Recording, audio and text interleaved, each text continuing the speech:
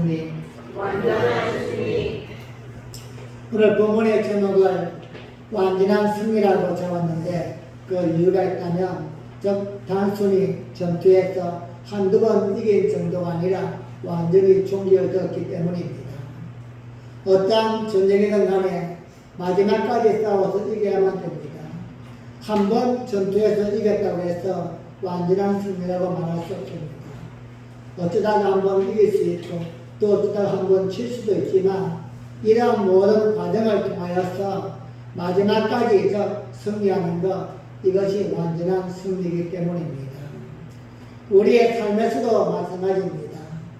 때로는 내가 좀 힘이 들고 아프고 꼴도 있지만 그러나 마지막까지 잘 돼야만 되고 승리해야만 됩니다.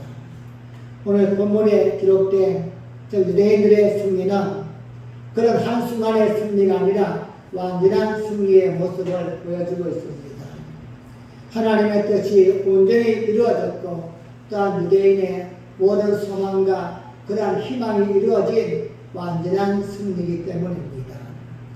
이러한 완전한 승리는 이 시대를 살아가는 우리 성도들의 삶에도 그로 나타나야만 됩니다.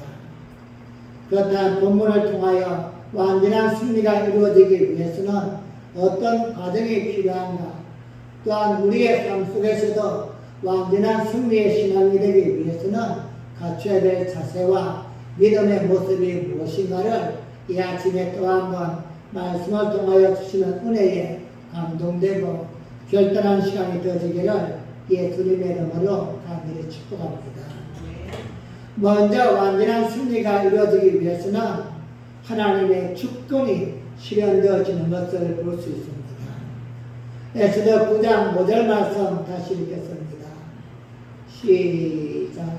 이스라엘이 칼로 그 모든 대적을 쳐서 도륙하고 진멸하고 자기를 미워하는 자에게 마음대로 행하고. 아멘. 비록 아수르 왕이 모든 유대인에게 스스로 방할 권리를 조수를 통하여 내렸지만 이미 전에 하만의 계략으로 내린 조수의 내용은 유다인을 진멸하고 그들의 재산을 다 찬탈해도 좋다는 내용은 아직도 유효합니다.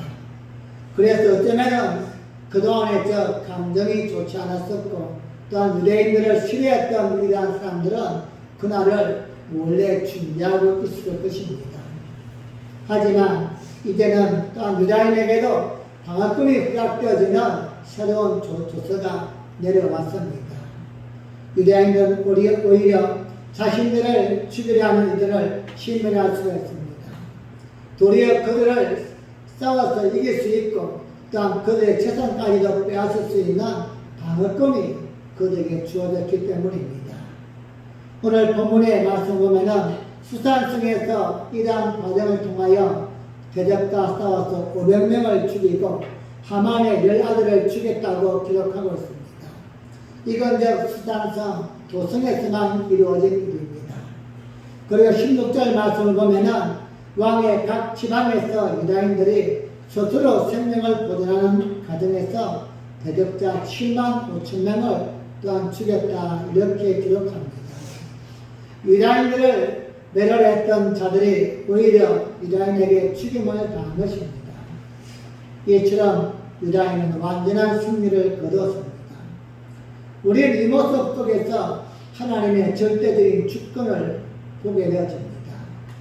하나님의 주권은 하나님의 계획과 뜻 속에서 이루어 나가시는 그분의 통치요, 섭리요 주장하십니다. 이것을 우리의 믿음의 면에서 얘기한다면 은혜입니다. 하나님이 나를 위해서 선한 길을 예비하시고 그 길을 내가 알게 모르게 주님은 인도하시고 통치하시며 도우시사 이루어 나가시는 과정, 이것을 우리는 하나님의 은혜다 이렇게 말하고 하나님 편에서는 절대적인 주권이다 이렇게 이야기합니다.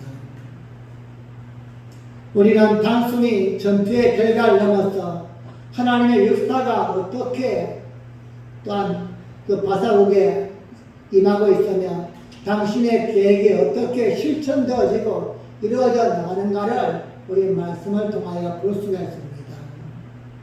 에스더가 모르드게를 중심으로 이야기가 전개되고 있지만 사실은 에스더서에서 나타나는 중심 주제는 하나님의 주권입니다.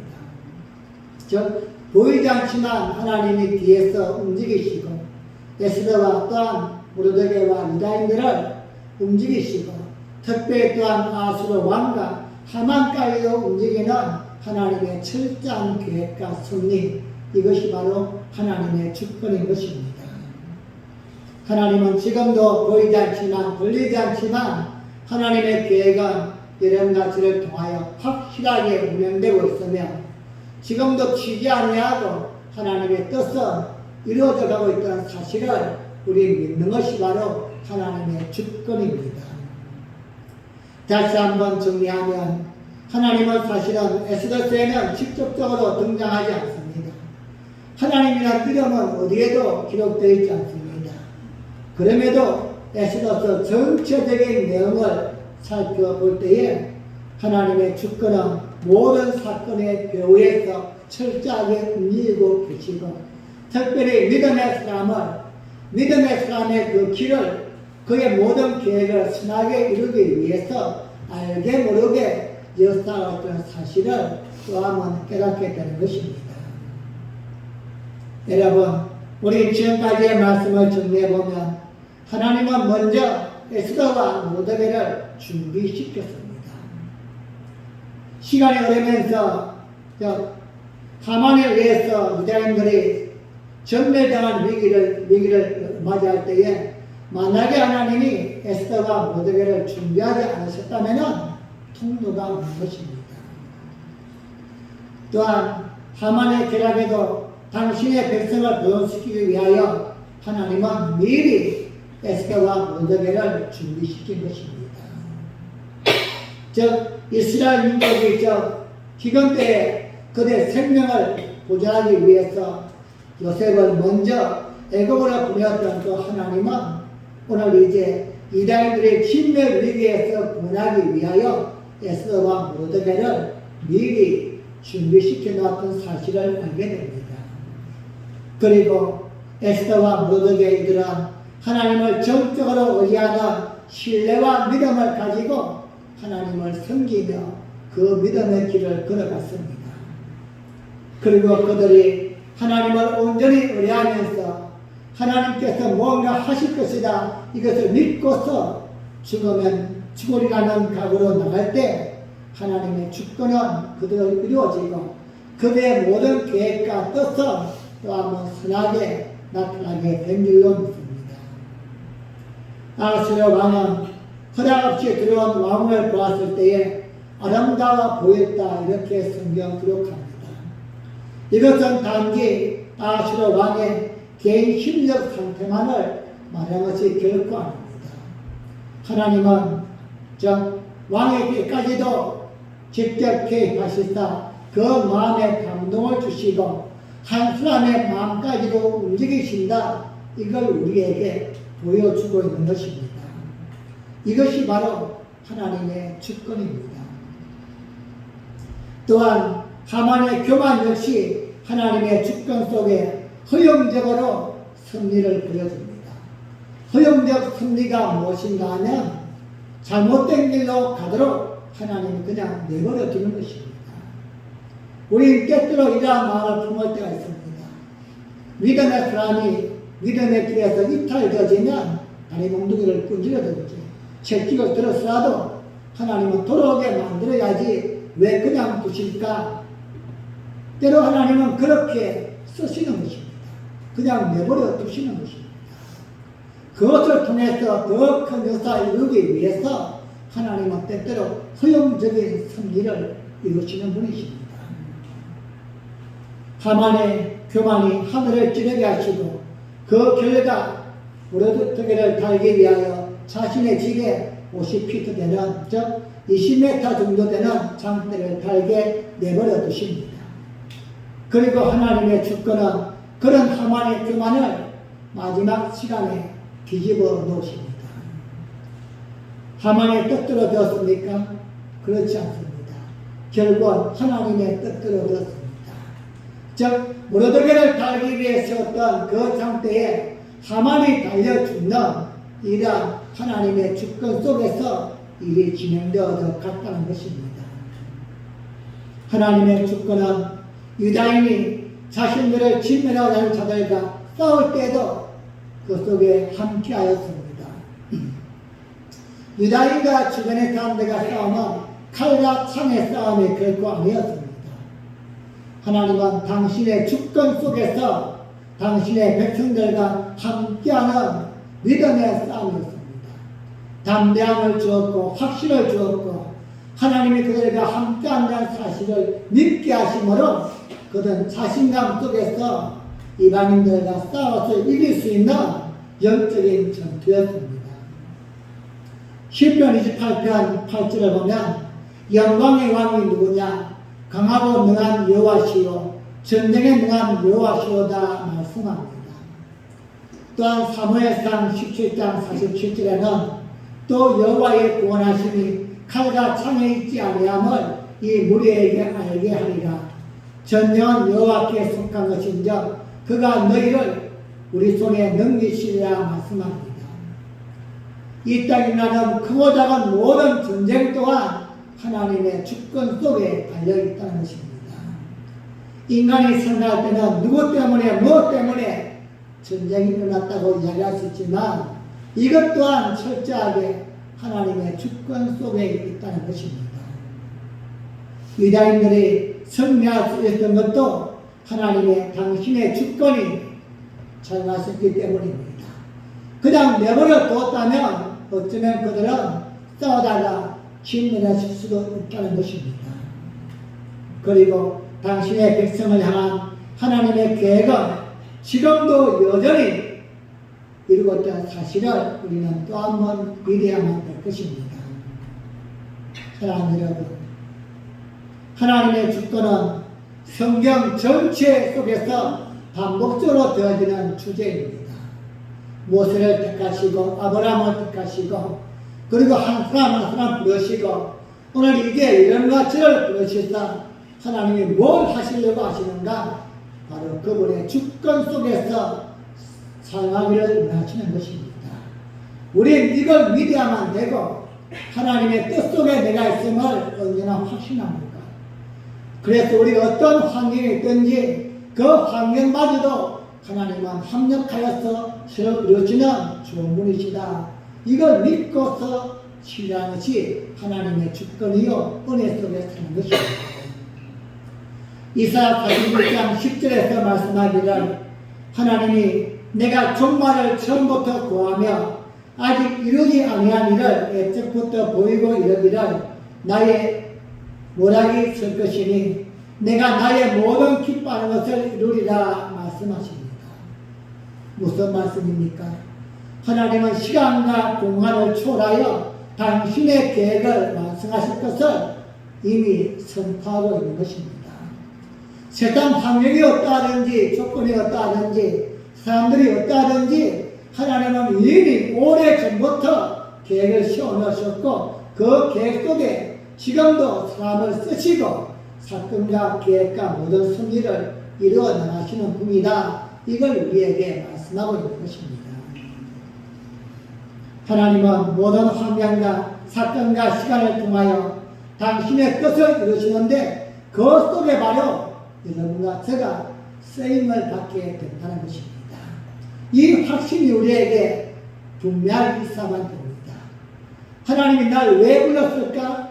당신의 주권 속에서 이 나라와 이 민족과 오대한 육대교와 크고 작은 다양한 일들을 이루어 나가시는데 그 속에서 쓰임받기 위해서 우리를 오래전부터 태초전부터 계획하시고 이제 때가 되니 불렀다는 것입니다. 이게 하나님의 주권이요 우리의 은혜인 것입니다. 이렇게 오늘 본문은 단순히 유대인들의 역사적 사건 하나를 기록하는 것을 넘어서서 하나님의 주권이 어떻게 한 민족 속에 역사하고 있는가, 또한 에스더와 모르드게 유대인들을 통하여 어떻게 이루어져 나오고 있는가, 이 모습을 오늘 우리에게 보여주면서 우리 또한 이 시대에 하나님 안에 붙어있는 자가 되어서 하나님의 부르심의 말씀에 순종함으로 준비된 에스더와 모독의 삶을 살아가는 믿음의 삶을 살기를 원하시는 것입니다. 여러분, 하나님의 주권은 에스더 전체 이야기의 핵심 주제이며 이러한 사건을 통하여서 지금도 여전히 하나님은 이 나라의 이민족과 고대한 육대주의 모든 사건을 주장하시는 분이시고 그 속에 또한 특별히 믿음의 사람들을 쓰신다는 사실을 우리는 기억하셔야만 됩니다. 그래서 오늘도 우리가 기억해야 될 것은 하나님의 주권입니다. 그리고 우리의 주시는 하나님의 은혜인 것입니다. 아무리 하나님이 위대한 일을 이루시고 좋은 일을 하신다 할지라도 내가 쓰임 받지 못하면 아무 소용이 없습니다. 그냥 뒤에서 구경만 하고 있다면 나에게 들어올 상급도 은혜도 축복도 없기 때문입니다. 그러나 그 시대마다 하나님은 그의 주권 속에서 사람을 예배하시고 부르시사 사용하시는 것, 이것이 바로 우리에게 가장 큰 은혜인 것입니다. 말씀을 듣고 또한 기도하다가 여러분의 주시는 하나님의 뜻을 깨닫고 오늘 또 쓰임받는 준비된 에서도 준비된 모델가 되어지기를 예수님의 이름으로 간절히 축복합니다. 네. 두 번째로 완전한 승리를 위해서는 철저하게 하나님을 의지하며 싸우는 유대 민족을 보게 됩니다. 완전한 승리를 이루기 위해서는 철저하게 하나님을 의지하고 싸워야만 합니다. 하나님의 주권을 믿고 하나님을 섬기는 믿음의 사람들에게 오해하는 부분이 하나 있습니다. 뭐냐면 하나님이 다 알아서 하실 것이다. 하나님이 계획하셨고 그분이 또한 사건도 만드시고 이루어 나가시기 때문에 나 같은 게 뭐 거기에 끼어서 할 일이 있겠는가? 나는 그냥 잘못하면 일만 망칠 뿐이지 그냥 저 뒷전에 앉아있는 게 옳지 않겠는가?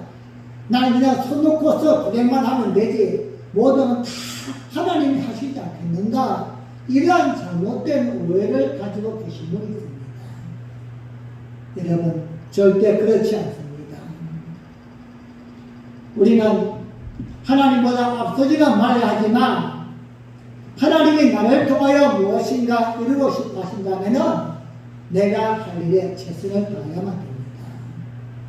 우리 성경을 통하여서 수많은 사건들을 봅니다. 홍해를 가르고 여리고성을 무너뜨리고 오늘 또한 이스라엘 백성들이 바석 안에서 진멸되기에 처했을 때에 이방인들과 싸워서 완전히 승리하는 이 사건을 접하게 됩니다. 이 속에서 믿음의 사람들은 무엇을 했습니까? 가만히 손 놓고 구경만 한 것은 절대 아닙니다. 이들 지금 방어권이란 그런 왕의 조수가 내려왔지만 방어권은 그냥 집에 앉아서 목숨을 유지하는 게 절대 아닙니다. 자신을 죽이려고 하는 대적과 싸워야만 되고 그리고 승리해야만 되는 것이 방어권입니다. 그냥 특권을 주었다 해서 방에 그냥 앉아있는 모습이 아니었다는 것입니다. 우리 신앙생활 하면서 잘못 오해할 때가 있습니다. 하나님의 주권을 믿고 하나님도 신뢰하지만 나는 아무것도 안 해도 된다. 그러면 이건 믿음 없는 사람입니다. 정말로 하나님을 믿고 신뢰한다면 하나님이 하실 일은 하나님이 하시고 그분은 계획하시고 작정하시고 주장하시고 내가 할 일은 내가 해야만 되는 것입니다. 나는 아무것도 하지 않을 때는 하나님도 이룰 수가 없습니다. 아무리 좋은 계획을 우리에게 알려주시고 아무리 완벽한 승리를 준비해 놨다 할지라도 내가 싸우러 나가지 아니하고 상대방과 싸우지 않으면 승리할 수가 없다는 것입니다. 3월달에 보면 이스라엘과 블레셋이 전쟁할 때 모습이 나옵니다. 전쟁 상대가 되지 않습니다. 그 당시에 블레셋은 세계적으로 막강한 군대입니다. 지금같은 미국이나 중국같이 그냥 기침만 하면 해도 그냥 모두가 감기될 정도로 그 정도로 강력한 나라였습니다. 반면에 이스라엘은 이제 막 사울이 왕이 되어서 군대도 조직도 무기도 없고 아무것도 없는 왕 지도에 불과합니다. 그럼에도 불구하고 바벨론이 쳐들어왔습니다. 어떻게 하죠? 싸우러 나가야만 됩니다. 엘라 골짜기를 가운데 두고 지를 쳤습니다. 이쪽은 블레셋 군대, 이쪽은 사울의 이스라엘 군대. 근데 블레셋 군대에서 골리앗이라는 장수가 나와서 싸움을 하는 게 아니라 고함을 지르는 겁니다. 여러분, 우리 하나님의 싸움은 대고 영적인 싸움입니다. 몸으로 싸우는 게 아니라 믿음으로 싸우는 것입니다. 전쟁하러 왔다면 골리앗이든 블레셋이든 쳐들어가야만 되는 거예요. 그런데 왜 거기에 멈춰서서 소리만 지르고 있을까? 그런데 신기한 것은 그 소리를 듣는 이스라엘 군대의 반응인 것입니다. 그들 소리 지르면 다 도망가고 숨고 이 난리를 치는 겁니다. 그때 어린 다윗이 등장합니다. 17세인 다윗이 그 소리를 듣고는 전쟁터에 나가서는 골리앗과 싸워서 골리앗을 이기게 되어집니다. 여러분, 우리에게 무엇을 보여주고 있습니까? 하나님의 계획과 하나님의 주권 속에 내가 선을 믿는다면 내가 할 일을 해야만 하는 것입니다. 상대가 미국이든 중국이든 골리앗이든 블레셋이든 하나님이 날 이곳에 전쟁터를 보내셨고 싸우게 했다면 지금까지도 이스라엘은 하나님의 이름으로 싸워왔고 하나님의 이름으로 승리해왔다면 사울은 군대와 함께 싸워야만 하는 것입니다. 숨는 것이 아니라 싸워야만 하는 겁니다.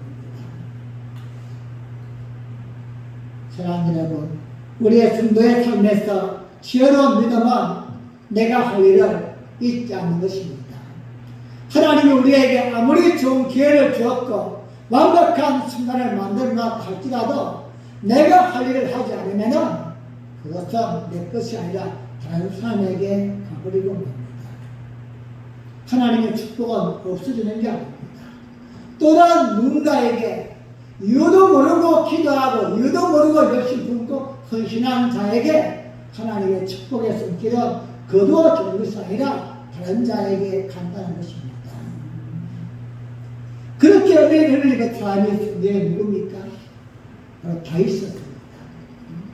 다윗은 하나님 어떻게 승리가 될지도 몰랐었고 그냥 하나님을 믿고 살았고 왕도 아니었지만 하나님을 신실하게 믿었던 것밖에 없습니다.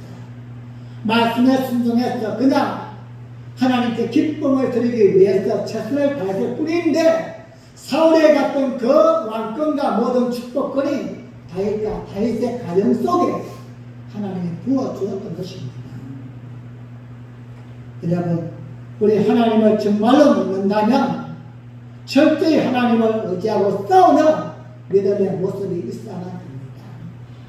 하나님의 주권을 믿고 말씀을 믿는 만큼 내가 할 일이 무엇인가를 알고 그 속에서 믿음의 발걸음을 옮길 수 있는 행동과 결단이 없다면 하나님의 승리를 이룰 수가 없습니다. 에스더서에서는 이러한 모습을 우리에게 잘 보여주고 있습니다. 이스라엘 민족은 택한 민족입니다. 에스더가 또한 모르게 또한 유대인들이 금시간에 기도하지 않아도 하나님은 그 민족을 없앨 수가 없습니다. 택한 민족이기 때문입니다. 또 다른 이방인을 통해서 그 속에 있는 다양한 피지배 민족 중에서 어느 한 민족을 들어서 사용하든지 아니면 아수르 왕의 마음을 바꾸든지 아니면 하만을 죽이고 다른 적들을 세우든지 뭔가 다른 모습을 통해서라도 이스라엘 민족은 살게 만드십니다.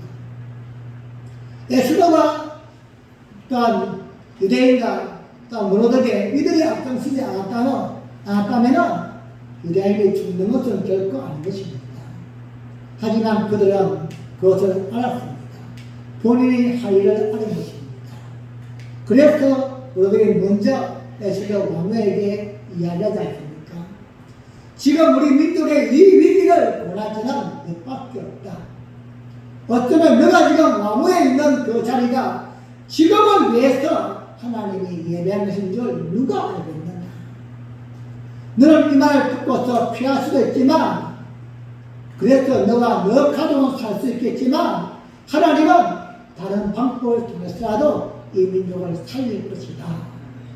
맞는 말입니다. 하나님은 자신의 백성을 절대 버리는 분이 아니시기 때문입니다. 한번 택한 하나님의 백성을 어떤 방법을 쓰든지 누구를 통해서라도 살리시고 구원하시는 분이기 때문입니다. 우리에게는 이 확신이 있었기 때문입니다. 내가 생각할 때는 넌데 너가 아니면은 하나님은 다른 사람을 통해서 쓸 것이다. 하지만 너와 너 가정은 버림받게 될 것이다. 에스더 또한 그 말을 듣고 깨닫게 됩니다. 그래, 왕후의 자리에 주권도 안 되고 자격도 안 되는 나를 하나님이 씌웠었는데 어쩌면 지금을 위해서 준비하신 것이 아니겠는가. 살고 죽는 것이 하나님의 손에 있다면 어쩌면 이번 기회를 통하여서 하나님의 계획이 이루어지는 큰 역사를 이룰 수도 있지 않겠는가. 그러한 믿음으로 에스더는 죽으면 죽으란 각오를 가지고 왕 앞에 나아간 것입니다. 여러분, 이것이 하나님의 주권을 믿는 믿음의 사람의 삶의 방식인 것입니다. 오늘 하나님은 여러분과 저에게도 다양한 삶의 자리를 주었습니다. 직장 허락하시고 사업장을 주시고 다양한 환경을 주시고 누구도 상상할 수 없는 특별한 일을 맡겼다면 하나님은 그 속에 기대와 소망이 있는 것입니다. 하나님이 하실 일은 기회를 주시는 것이요 우리가 할 일은 그 속에서 하나님을 믿고서 최선의 싸움을 다해야만 됩니다. 세상과 싸워야만 되고 불의와 싸워야만 되고 내 자신과 싸워야 되고 환경과 조건과 싸워서 하나님이 준비하신 완전한 승리를 이뤘을 때까지 싸워야만 되는 것입니다. 여러분, 이것이 바로 성도의 전략입니다.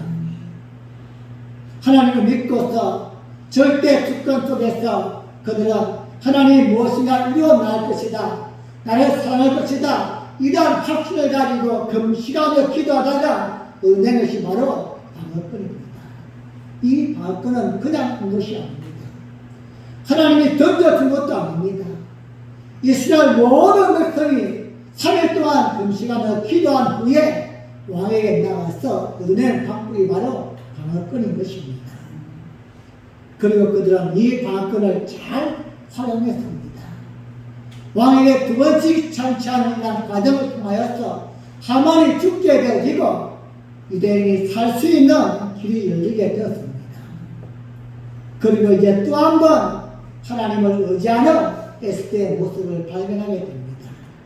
에스더 9장 12절 말씀입니다. 시작. 왕이 왕후 에스더에게 이르되 유다인이 도성수산에서 이미 500인을 죽이고 멸하고 또 하만의 10아들을 죽였으니 왕의 다른 도에서는 어떠하였겠느냐. 이제 그대의 소청이 무엇이뇨. 곧 허락하겠노라. 그대의 요구가 무엇이뇨. 또한 시행하겠노라. 아멘. 왕은 에스더 왕후의 첫 번째 잔치부터 너 소원이 무엇이냐 물었습니다. 너무나 기분이 좋아서 너무나 감동이 되어서 그의 소원이 무엇이냐. 나라의 절반에도 잘라서 주겠다. 그렇지만 에스더는 지금까지 소원을 이야기하지 않았습니다. 두 번째 잔치의 자리에서도 그의 소원이 무엇이냐 물었지만 답하지 아니했고 그 과정을 통하여서 하만이 우리 민족을 전멸시키려고 하는 원인입니다. 이것만 밝혀내면서 하만이 죽게 되어지고 방어권을 얻어내게 되었습니다. 그런데 이제 소원을 이야기합니다. 여러분, 에스더의 소원이 무엇입니까? 이쯤 되어지면 이제 더 이상 소원을 이야기할 필요가 없지 않습니까? 하만도 죽었고 방어권도 얻었기 때문에 그들을 죽이려고 하는 대적과 싸워서 이기고 도리어 그들을 죽이고 재산도 빼앗을 수 있는 기회를 얻게 되었습니다. 이제 모든 것 다 끝났다고 생각하지만 에스더는 아직도 완전한 승리를 위해서는 마지막 소원을 사용합니다. 에스더 9장 13절 말씀입니다. 시작. 에스더가 보는데 왕이 많이 선을 여기시거든 수산에 거하는 유다인으로 내일도 오늘날 조소대로 행하게 하시고 하만의 열 아들의 수치를 나무에 달게 하소서. 아멘. 에스더가 이야기한 소원이 무엇입니까? 완전한 승리입니다. 왕이요, 지금 뭔가 잘된 것만 같지만 사실은 끝난 게 아닙니다. 이 정도는 안 된다는 것입니다. 지금 저 도수만에 500명이 죽었고, 그리고 하만의 열아들이 죽었지만 이걸로 끝난 것이 아닙니다. 아직도 내가 생각할 때는 우리 민족을 죽이려고 하고 있는 사람이 수없이 많이 있습니다. 그러니까 하루만 더 용기해 주세요. 이게 바로 수입니다. 오늘 우리가 이걸 다 처리하기 어렵습니다. 그러니까 하루만 더 연기해서 14일날 내일도 이 도성 아래는 하루만 더 우리를 죽이려고 한 적이 있다면 방어할 수 있도록 방어를 치십시오. 이게 우리 믿음의 기도야만 됩니다. 뭔가 조금 잘 뛰어나가는 것 같을 때 하나님을 놓아버리면 안 되는 것입니다. 이제 시작을 뿌리고 아직 종료되지 않았기 때문입니다. 하나님, 이미 네가 이것도 이뤘고 저것도 이뤘지만 제가 원했던 것, 그리고 우리가 그렇게도 꿈꾸는 것, 이것은 아니지 않습니까? 거기까지 가야만 됩니다. 한 번만 더 은혜 내려주세요. 에스더는 왕에게 그렇게 요구했던 것입니다. 사랑하는 여러분, 우리는 에스더와 모르드게 또한 유대인들이 감나무 아래에서 감 떨어지기를 기다리고만 있지 않은 사실을 기억해야만 합니다. 가만히 있는 것은 믿음이 아닙니다. 오히려 요해를 당하는 것입니다. 정말로 믿음이 있다면 내가 뭘 해야만 될 것인가 행동하는 것입니다. 정말로 하나님을 믿는다면 때를 쓰든지 울든지 행동하든지 뭔가 움직일 때에 하나님은 완전한 승리를 주시지 대충 뭔가 조금 되었다고 해서 주저앉을 때는 아무것도 이룰 수가 없습니다. 하나님 주시는 완전한 승리는 하나님을 의지하고 그분이 주시는 지혜와 명철 속에서 끝까지 내가 할 일을 최선을 다하는 것입니다. 오늘 여러분의 삶 속에서 하나님이 베풀어 주신 은혜가 있습니까? 어느 정도입니까? 완전할 때까지 기도하며 최선을 다하시기 바랍니다.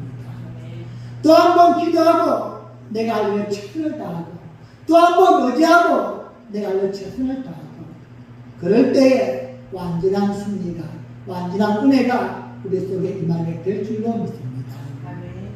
마지막 세 번째로 완전한 승리를 이루기 위해서는 욕심에 붙들리지 않아야만 됩니다. 여러분, 아주 중요한 말씀입니다. 하나님의 주권으로 완전한 승리를 얻는데 그 과정 속에서 빼먹지 말아야 될 게 있다면 욕심이 들어가면 본질이 바뀌면 하는 것입니다. 사람들은 인간이다 보니까 내가 처음 신앙생활을 할 때 그 마음과 10년 후가 지금의 마음은 전혀 다른 사람이 너무나 많이 있습니다. 그때 그냥 교회만 다니는 게 좋았었고 예배 듣는 것만 좋았었고 내가 구원받은 것 이 한 가지만 생각해도 너무나 기뻐서 교회를 안 오면 안 될 정도였는데 언제부터인가 하나님이 나에게 축복도 주야만 되고 새끼들도 잘해야만 되고서 사업도 잘 돼야만 이것도 다 갖다 붙여놓고는 욕심이 생겨버립니다. 여러분, 욕심이 그 속에 들어가면 아무것도 안 됩니다. 다 끼어져 버리고 맙니다. 오늘 하나님은 이스라엘 백성에게 완전한 승리를 주면서 그들에게 탐내지 말아야 될 것을 당부해 주었습니다. 본문에서 유다인들은 철저하게 욕심에서 벗어나 있는 모습을 볼 수 있습니다. 오늘 본문을 보시면 그들은 도성인 수단성 안에서 500명을 죽였습니다. 그냥 죽인 게 아니죠. 그들 죽이려고 하는 자들과 싸워서 죽였습니다. 그런데 그 과정 속에서 한 가지가 중요한 말이 뒤에 붙어 있습니다. 그들의 재산은 창탈하지 아니했더라. 여러분, 우리가 알고 있는 방앗간에는 이미 그것도 허락되어 있습니다. 즉 유다인들이 얻어낸 방앗간에는 아수르 왕이 도수를 꾸밀 때는 너희를 죽으려 하자 했다면 상대방을 죽이고 그의 재산도 빼앗아도 된다. 허락이 된 것입니다. 그럼에도 불구하고 이들은 그들을 죽이려고 하는 자들만 죽였을 뿐이지 재산을 손을 내지 아니했다는 겁니다. 이유가 뭘까요? 처음에는 그 마음이 변치 않을 수도 있죠. 하지만 한 번, 두 번, 한 명, 두 명, 한 집, 두 집 싸우다 보면은 욕심이 생길 수가 있다는 것입니다. 본질은 그것이 아니었는데 우리의 방앗간은 나를 죽이려는 그 싸움을 많이 싸워서 내 생명을 유지하는 것이 본질이었는데 이것이 잘못되어지면은 앞서지면은 재산이 너무 많구나. 나를 죽이려고 아니해도 죽일 수가 있다는 겁니다. 나와 관계가 없어도 나를 평생을 시했다. 이러한 눈치가 보여도 죽이고 재산 빼앗을 겁니다. 여러분, 이게 엄청 무서운 것입니다. 사람이 왜 자꾸만 변했다고 합니까? 내 속에 욕심이 생기기 때문입니다. 욕심만 없으면 전혀 사람은 저는 변하지 않는 것 같더라고요. 사람 볼 때. 욕심에 들어가면은 점점 하나님을 섬기는 것도 사람들의 관계도 신앙도 변질되게 되었습니다. 에스더와 모데게는 이걸 알았습니다. 그래서 그들은 유다인에게 철저하게 그만큼은 먹었던 것입니다. 이런 전쟁을 하면은 전리품을 얻는 것은 당연합니다. 내가 저 상대방 나라를 빼앗았다. 그러면 그게 있는 모든 걸 다 가지고 오면 이것 때문에 어쩌면 전쟁을 해요. 우리가 더 잘 사는 땅이기 때문에 좋은 땅이기 때문에 기름지기 때문에 소양을 빼앗기 위해서 전쟁을 하는데 여기에 욕심을 두지 않는다. 이건 어쩌면 어리석지만 본질이 변하지 않을 수 있는 것입니다. 내가 지금 왜 싸워야만 되는가? 이것을 변찮기 위해서는 재산만큼은 손을 대지 말라. 이해가 안 되면 수단성 안에서만 임명하지 않습니다. 16절 말씀을 보시면 아수르 왕의 각 성읍에서 7만 5천 명을 도둑하였다고 말할 때도 그 재산에는 손을 대지 아니하였더라 말씀합니다. 뿐만 아니라 또한 에스더에게 손을 물어서 하루 더 방앗간을 사용할 수 있게 허락해 주었습니다. 이다에도 수상성 안에서도 300명을 죽였다 얘기할 때도 그 재산에는 손을 대지 아니하였더라. 왕의 조선에서 허락된 부분입니다. 아마 허락하지 않아도 그들은 몰래 숨길 수도 있겠지만 그들이 지금 뭘 해야만 되는가, 내가 지금 못하는 사람인가를 잊지 않았다는 것입니다. 이스라엘 백성들이 가나안 땅에 입성할 때에 가나안 성을 점령하고 여리고 성을 점령하고 두 번째 성인 아이성에서 처절한 패배를 당하게 됩니다. 그 이유가 무엇입니까? 이유가 많이 있지만 하나님께서 볼 때 가장 큰 이유는 여리고 성에 있는 모든 물건을 하나도 손대지 말고 하나님께 바치라고 명령했습니다. 그런데 그 중에 한 명인 아간이 금덩어리 하나와 금덩어리 하나 외투한 물을 창을 내어서 숨겼습니다. 그것 때문에 3,000명이 올라갔다가 엄청 많은 사람이 죽게 되어지고 처절한 패배를 당하게 됩니다. 여러분, 하나님은 왜 거기에 왜 여리고 성에 있는 모든 물건에 손을 대지 말라고 했을까요?